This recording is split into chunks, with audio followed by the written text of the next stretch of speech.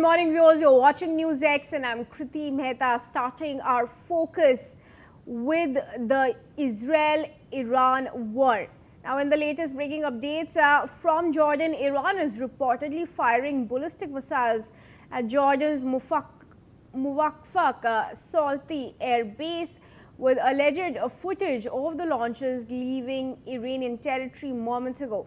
Tehran is striking the base hosting U.S. forces in eastern Jordan, whose defenses produced the cleanest interception sweep of the war. Air defense systems were activated in Jordan, and sirens have also been sounded in the region. Let's get an update on the situation from Aditya Wadhavan first.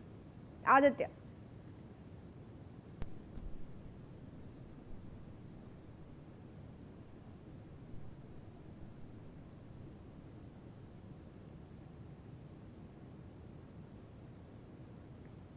Iran has fired ballistic missiles on Jordan, at the U.S. air bases, and definitely Iran has also launched its ballistic missiles towards Bahrain, allegedly in retaliation to the U.S. strikes, that has targeted the IRGC command center in the Iranian cities, and definitely, overnight we have seen how the U.S. have gone on to strike the key Iranian cities like Isfahan and Karaj, and definitely now, Kriti, needs to be seen now what will be further retaliation by the United States in this regard. Kriti, back to you.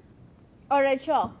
Group Captain UK Devnath is also joining us as our defense expert. I'll come to Group Captain with some more breaking news updates. First, we also have reports from Kuwait, where the Kuwaiti army has announced that air defense systems are currently intercepting hostile aerial targets in accordance with the adopted operational procedures. Kuwait's army has urged everyone to adhere to the security and safety instructions and guidelines issued by the competent authorities and to obtain information from the approved official sources. Meanwhile, sirens have been sounded in Kuwait as well. Take a look.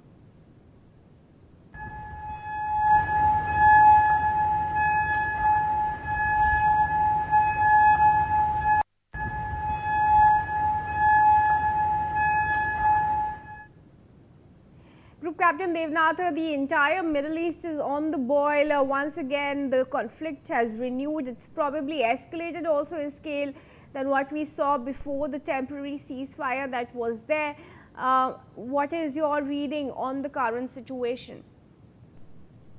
Yes, the situation in Middle East remains very, very precarious, very, very sensitive.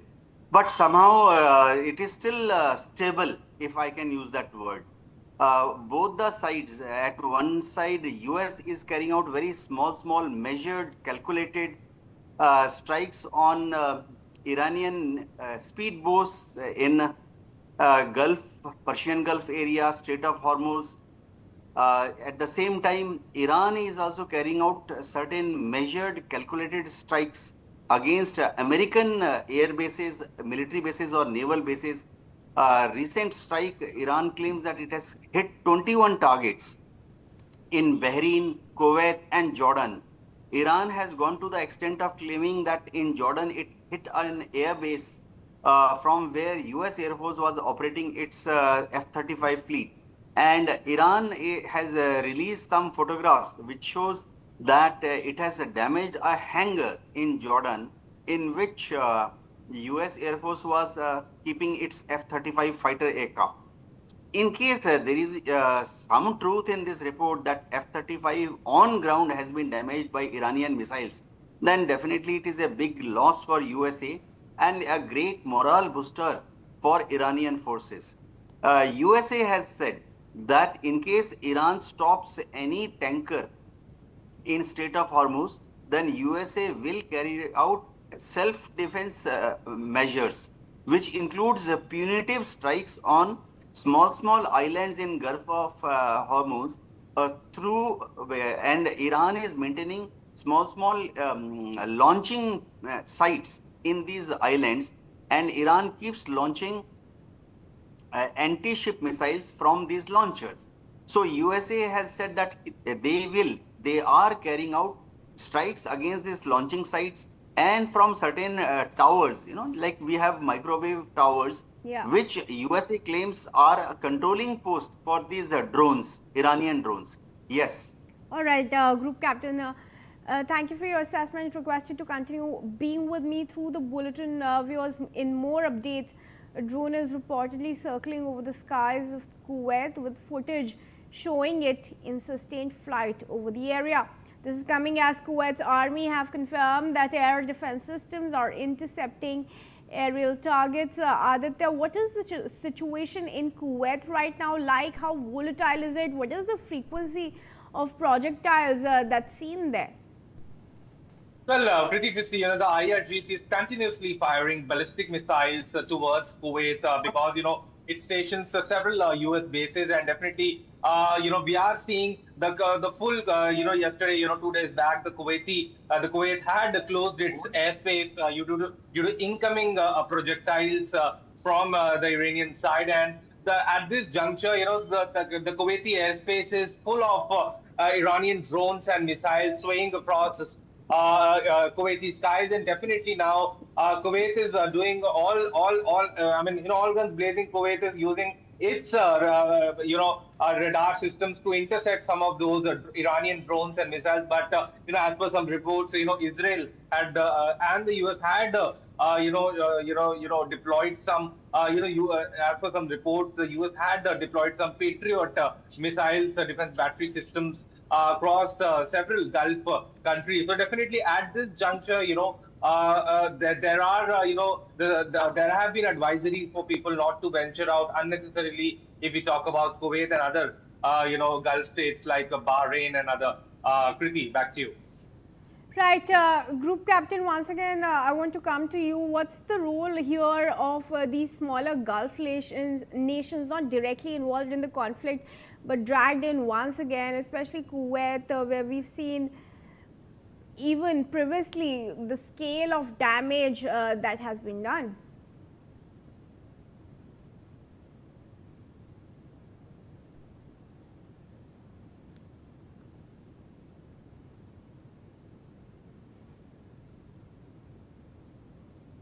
Kriti, the question is from me. Yes, please go ahead, Group Captain, that's for you. Okay, Kriti, the situation more or less remains like this, that huge amount of damage is being caused by either party on while attacking the other party. But the purpose for which these attacks are being carried out is still unclear. Invariably, like we always say, I was in Air Force 34 years, I was a fighter pilot, and we were taught that war is the last resort for any diplomacy. That means when diplomacy fails, in extreme case, the last resort is to war. Now, converse is also true, Kriti. What happens? Any war has to be ended by diplomacy. Right. But it appears that USA is not very clear so as to how to use diplomatic tools to bring this war to a closing end. Iran is very clear. Iran has repeatedly said that it wants to accept and it agrees to most of the American points, except one major point, that Iran should return 440 kg of enriched uranium to USA, which Iran has said it cannot do so because this enriched uranium is a national asset and a symbol of national pride. So national pride cannot be hurt. Donald Trump and his advisors, most of his advisors are very, very, I will say, diplomatically inexperienced.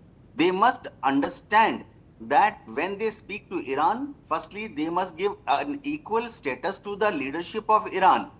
Secondly, they must, out of all the 10 or 15 demands of America, points, America must first agree to settle with Iran those points which are easily negotiable. Like Iran says, return my 24 billion frozen assets. So for USA, 24 billion is nothing. So to build up a happy environment for more complex points to be discussed, USA must give an easy solution and agree to return this 24 billion frozen assets to Iran gradually, slowly. But USA is not doing that also. So that forces Iran to show, at least to show to the world community that Iran will acquire more staunch stand against USA. So it is a lose-lose situation for Donald Trump as well as for Iranian regime. Yes. Right, Group Captain. Let me also introduce, in fact, our foreign affairs expert Sanjeev Srivastava, who's joined us in this discussion. Mr. Srivastava, thank you for joining us. Let's take some more updates that we have, and then I'll come to you. Because now the US Embassy in Jordan has stated that reports indicate missiles, drones, or rockets are in Jordanian airspace. They've urged US citizens to seek overhead cover and shelter in place immediately, remain indoors, and pay attention to local announcements and alerts. In an official statement, the US Embassy added, and I quote, "We will continue to review the situation and provide additional information as needed." So clearly, Mr. Srivastava, the US is prepared to launch further strikes also after Trump said that Iran has also retaliated equally. For how long is this second phase of war going to go on? Well, Kriti, I think unfortunately there are no signs of cessation of hostilities, and no credible steps are being taken. Responsible steps are obviously not being taken to ensure a lasting peace. And there is no doubt that a major trust deficit is very much there between United States of America and Iran, and sometimes attacks are carried out by the US side, sometimes it is being carried out by the Iranian side. In between talks, those attacks are carried out, and negotiation dialogue process gets disrupted, and Israel and Lebanon situation and the war which is going on there on that front also creating a lot of turbulences and hiccups into the negotiation process. So I think the situation is quite complex. Both the countries, US and Iran, are not willing to climb down from their hardened positions. And in the recent development, the kind of attack which has been carried out by Iranian Islamic regime targeting US Apache helicopter in the Strait of Hormuz created this kind of a situation when the United States of America was compelled to retaliate. And now the reports are, then again Iran is taking action, retaliating, targeting West Asian countries. So now the reports are suggesting that countries like Kuwait and many other countries are giving indications that they also might come into the combat mode, and they might also take their own actions against Iranian Islamic regime, and which will further, isolate this Iranian Islamic regime, and they will, and such kind of, collaborated action by the US, Israel, and West Asian countries against Iran will, weaken Iranian Islamic regime even further. So I think ultimately the cost of the entire scenario will be paid by Iranian Islamic regime. That is quite certain. But yes, United States of America, Israel, and West Asian countries are also suffering. There's no doubt, and they are caught in a trap. But the best outcome, the best way possible was to exercise some wisdom, some constructive approach, and it was important for Iranian Islamic regime also to change their behavior, whatever they have been having before 28 February, but they have not shown any signs of any constructive change, whether towards Israel. I want to take the IRGC statement as well. Now the IRGC, of course, has put out its formal statement on the Jordan strike, vowing the warriors of Islam will keep fighting as long as American evil continues, and claiming its 12 missiles destroyed installations and a large number of US fighter jets at Al-Azraq. The statement frames, of course, the salvo attack as a punishment for American strikes on Ghat sites around Karaj, Nazarabad, and Peshwa, the same locations that lit up Greater Tehran hours earlier. With that, Group Captain, it doesn't appear that there's any cessation of hostilities. Mr. Srivastava is saying that Iran is going to be the final sufferer. But what is your opinion on that? Because Iran has been anything but resolute on its demands, on its stance since the very first day, and it is doing what it said it will, whereas the US has changed its position by the week. Oh, yes. There is no doubt that by the week, as USA continues to attack Iranian assets in Persian Gulf, in Strait of Hormuz, the resolve of Iranian people to fight for a long time, till the time USA gives up and resorts to a sincere diplomacy. So Iran people have decided that they are going to continue to fight, and they have got nothing to lose.